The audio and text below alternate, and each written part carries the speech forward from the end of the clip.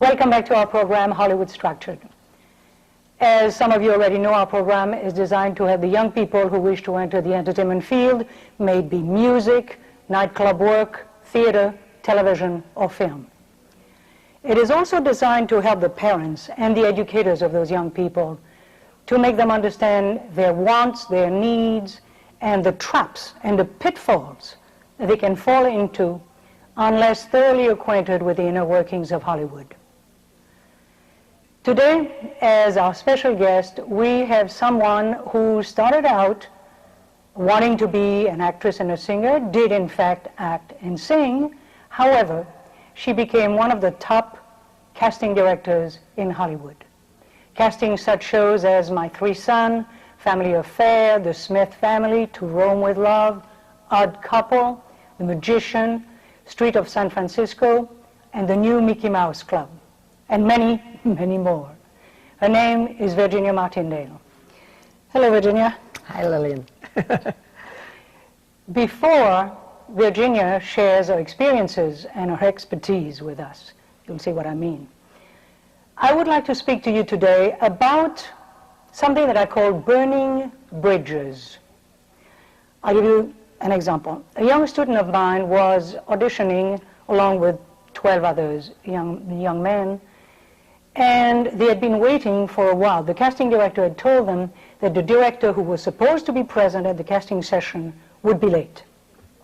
So now they'd been waiting 40, 45 minutes, and they were beginning to gripe. I have this to do, I have this to do, no, it's not fair. Then the casting director came out and said that the director had called, and the director would be there in about 15, 20 minutes. As the casting director was going back in, the young man who had been griping the most stood up and said, listen, this is totally unfair. I mean, you treat actors like if they were cattle. You know, some of us have another audition to go to in another part of town. Some of us have jobs to go back to. This is not right. Well, the casting director was not responsible for the director being late, and she felt like 2 cents. You know, what could she say? She just apologized for the director. And he continued. He said, I am not waiting. And the next time you call me in, make sure that you tell my agent what time I should be here, not what time the director is going to be here. And he left in a huff. Now, what he said may have been true, may have been the feeling that everybody had in the waiting room. However, he's the only one who said it. Now, that was a mistake, and let me tell you what. He made 2 mistakes. When you go in a casting office, what you want to do is you want to create a good impression, first. Second, you want to read. That's what you want to do. Now, he didn't create a good impression because he lost his temper, and he didn't read because he left in a huff. What I want to ask you is, do you think that this young man will ever be called back by that casting director? Do you think that this young man burned his bridges? Well, actually, since we have a casting director here, it's easy. We can ask Virginia. Virginia, what do you think? I think the casting director would be very reluctant to ever expose herself to the temper of that young man again. That would be it in that office.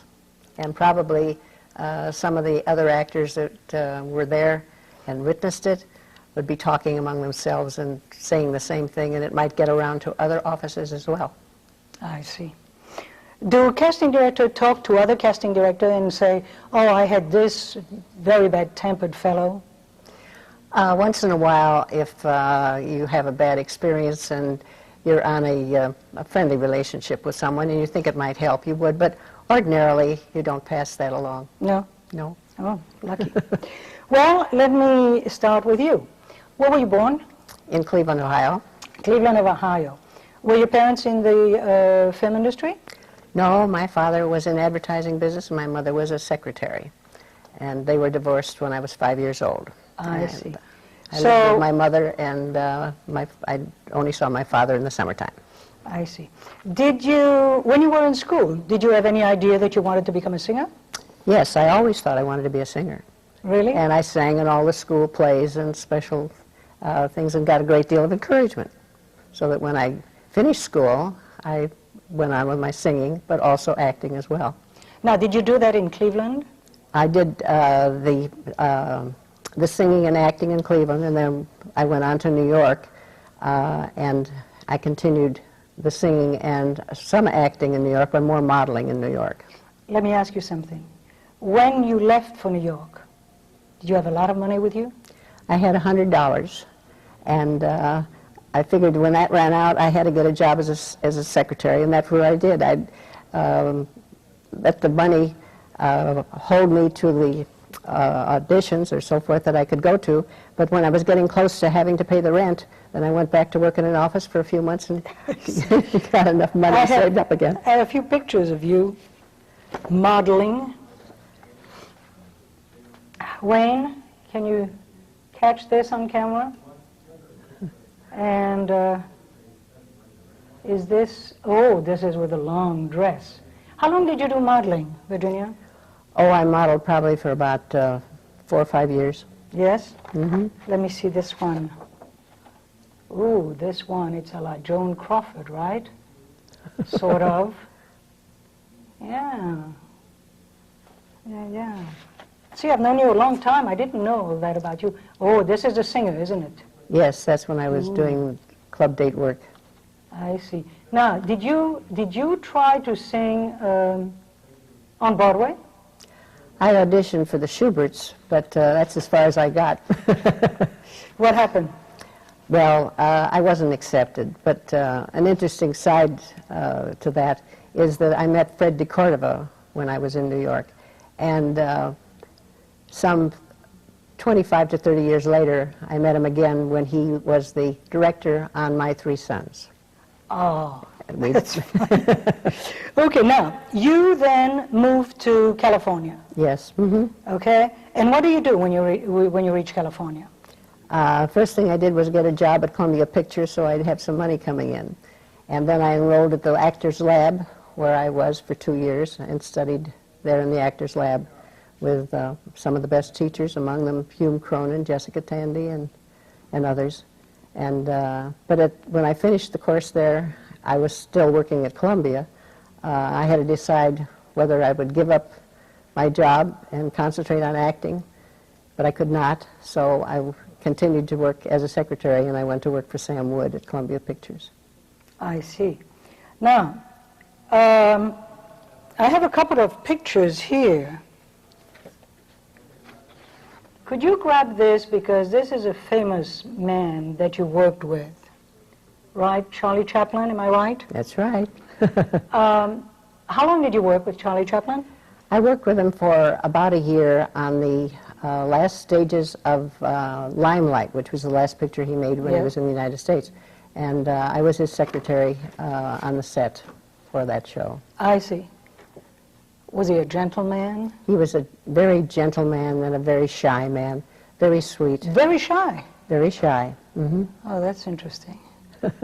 And I have another picture of another gentleman that you worked with, Gary Cooper. I had the pleasure to do my first picture with him. Yes. Yes. Wayne, can you grab this? What kind of a man was he? He also was a gentleman. Yes. Very, very warm, very kind, very considerate. This charming. is you right here with him. Right? Yes, that is me. That isn't a very good picture of me, but that was when he was doing Friendly Persuasion on, as the Quaker. Now, you're working as a secretary. How do you make the transition from secretary to casting director? Well, that happened when I was working for Medic, which was one of the first half-hour documentary-type shows with Richard Boone. And I went to work as a secretary to the producer on the show. And because of my knowledge of a lot of actors, having worked in the Actors Lab and so forth, I would make suggestions on my own as to whom I thought would be suitable for the scripts. And after a couple of months, they got a little tired and busy to do very much casting on their own, and they said, you might as well cast the show. So that's how I became a casting director and stayed in it ever since. would you say that if some people are interested in becoming casting director, the first thing they should learn is typing? They should Computer? learn now computers, yeah.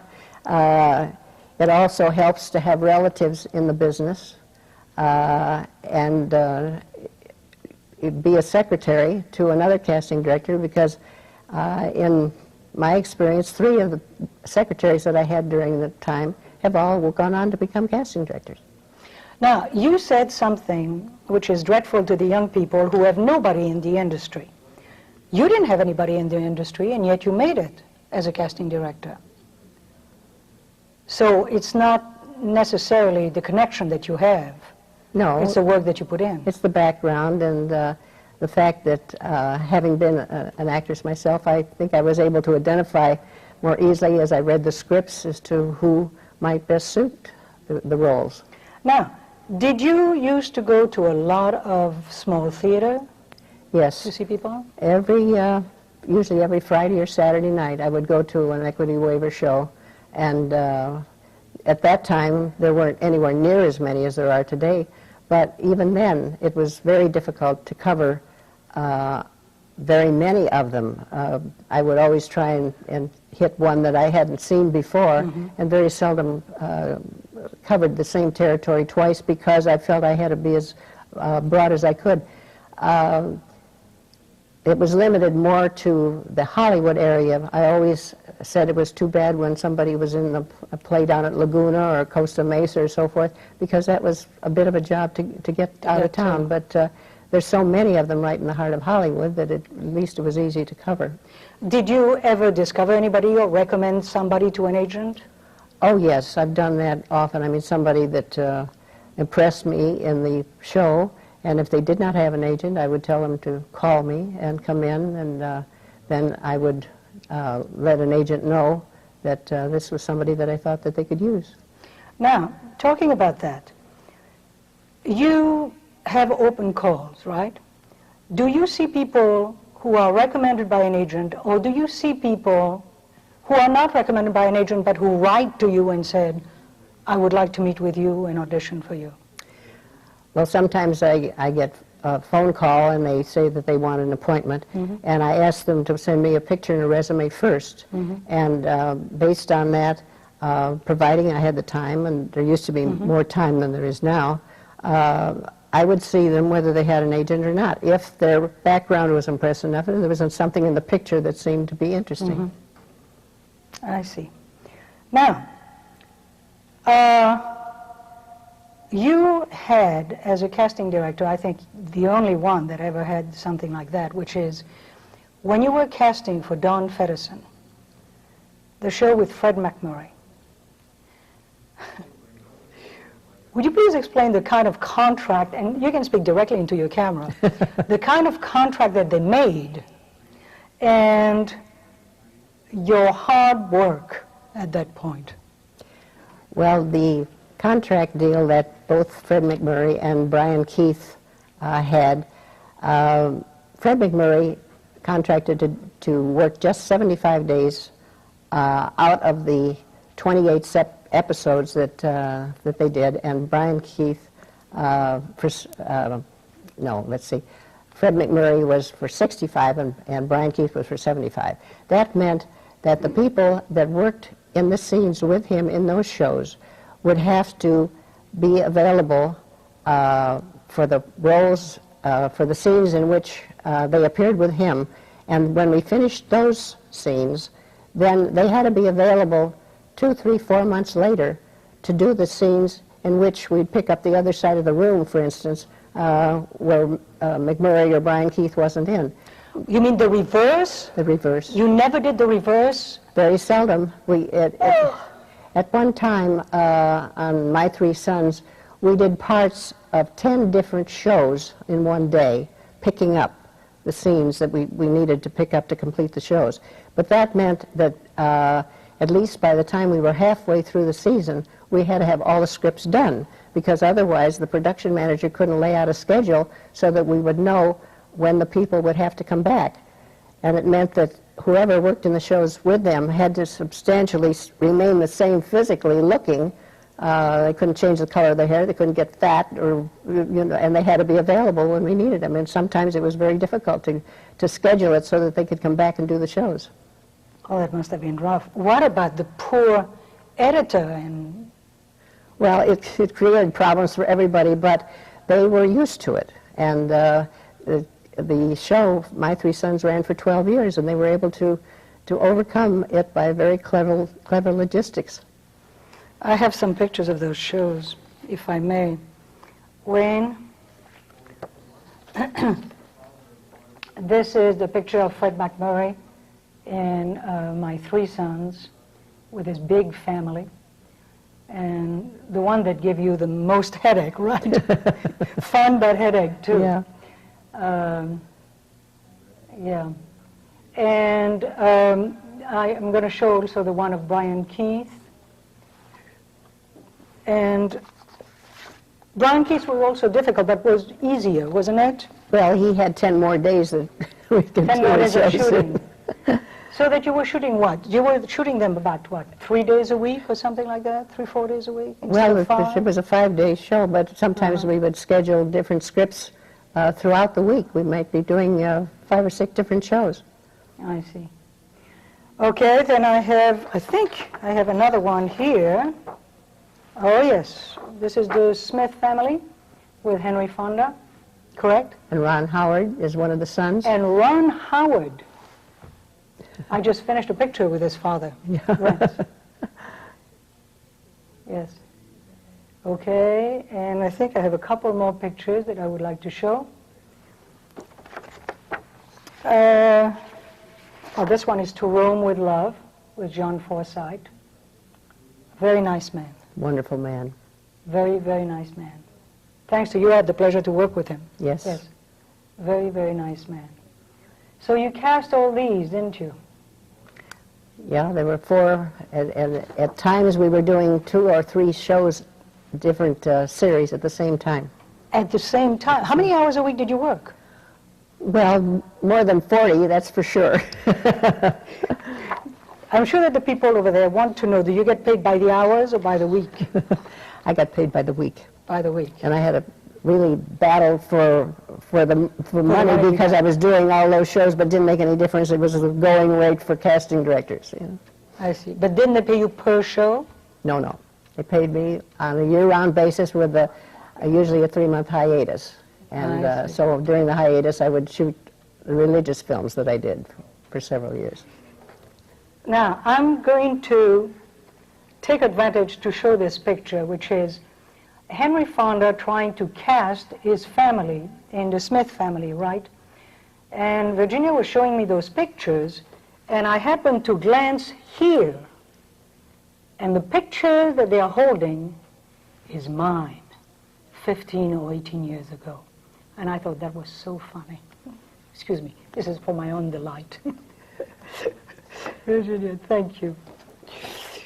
Okay, let's go back to casting. What is the nightmare for a casting director?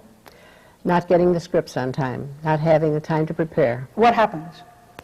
Well, it throws the whole company off, but as far as the casting director is concerned, to check out availability and then try to set up auditions or interviews for those actors and to have enough time to set the deals and then not to know for sure how many days they might work or when they're going to start or when they're going to finish.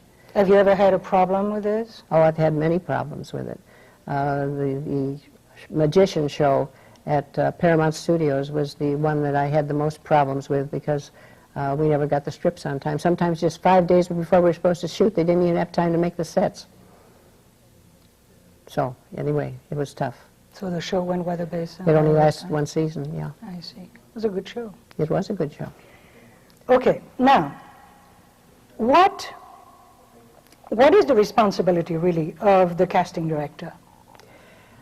To bring in to the attention of the producer and director the actors that he or she thinks best suits these roles, and give them an opportunity to see their talent and their physical appearance as to how they fit into the show, and for them to make the final selection.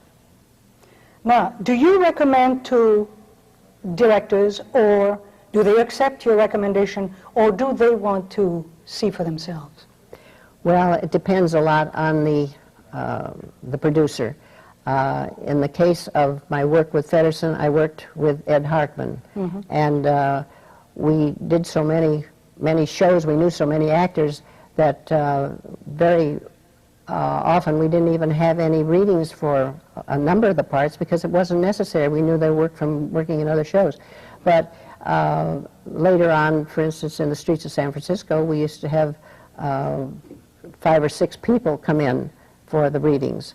And sometimes we'd have to have several callbacks. But of course, in the case of the streets of San Francisco, we usually had star names for the leads, and it wasn't necessary, you know, for them to come in for a reading. It was mostly checking availability and seeing whether they would work for the money and whether they were interested in doing the script. Now, did you cast from Los Angeles or did you cast in San Francisco? I cast for both. The major roles were cast from Los Angeles, but I did a lot of the smaller roles from San Francisco talent, and we would have to work back and forth. But as a result of that, a lot of people became well known in Hollywood and worked more in Hollywood because they were seen in the shows and they would come down from San Francisco. Now, I have spoken on this show about certain scams that take place all around the country. You went all over the United States when you researched for Disney the New Mouseketeers. How is it possible for parents who want their children to audition to know if it is a scam or if it is not a scam? Well, you have to know a bit about the reputation of the company and the background of the people that are promoting it. In the case of Disney, there never was any question of it because we ran ads in the newspapers of all the major cities telling about the auditions, telling the children to send in the pictures with their talent. And we got over 5,000 pictures, and we went through them. Fortunately, we had enough time we could do this. And from those submissions, we picked the children in the various cities that we felt were suitable to be auditioned. And for instance, in the case of when we went to Seattle, I think from the pictures we got, we picked 196, and then from that we picked about 35 to audition. And from that we found one boy, the Chinese boy. So there never was any question about the legitimacy of the Disney shows. But I'm sure that there are many more that are victims of the publicity medium, and they do it strictly for publicity, and it may not mean a thing, but they get a run on it for publicity purposes. I know I was in Savannah, and I was lecturing there, and there was an audition at a big hotel, and there were probably about 300 people waiting in line. And when I went in, because I was curious, and I asked them what it was, and they said, oh, well, anybody can audition. So one of my students went in for me to check it out. And what they would do is that they would audition the people, and then they would say, well, you need a tape, because this is going to go to Hollywood. And so they would say, well, what do we do? Well, you have to either bring the tape, and then we'll film it for you, or we'll furnish the tape and tape it. It will just cost you $250. So you can imagine 300 people, maybe more, waiting in line, who were going to pay that $250, and God knows it was not going to go to Hollywood. Yeah, it's a disgrace. It really is. You know? But that's where common sense of the parents have to come into play. And it can't, their desire to have their kid be a star has to be subordinated to their common sense as to how they're going to go about it. And certainly the parents sometimes go completely overboard because they will try anything to get their kids in. Virginia, you have now 2 minutes to address either the young people directly in your camera, or the parents, or the educators, or all three of them. Well, I'd say, first of all, prepare yourself for what you want to do, get the best training you can, the universities, go to workshops, appear in Little Theater, do all you can that way. Then when you come to Hollywood, if you're not already here, you must have a nest egg, something to depend upon for your rent, for your food, to buy a car, for an answering service, and then to try and get an agent. I would say that in your trying to work in the business, you should keep a record of the people that you meet along the way, the time that you met them, and the dates and so forth, so that you can refer to that as you go on. And the main thing is persistence. If you feel that this is what you want to do with your life, try in every way possible to achieve it. But if you find that it's not working out, give up a little bit gracefully. Maybe take something else to do in the industry so that you're still in the industry, but be responsible for yourself. Be responsible for whatever you do, and don't blame other people if you don't make it. Would you say that the parents should encourage? I think parents should encourage the kids if they, of course they always feel their kids have talent, there's no question about that, but there again it becomes a matter of common sense whether they will honestly believe their kid can make it or not, and there comes a point beyond which they should not subsidize them to make them continue in something that they can do. Well, magic time.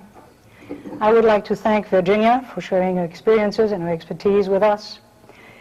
Now, you people out there, remember, keep watching us because we keep watching out for you. Thank you, be well, and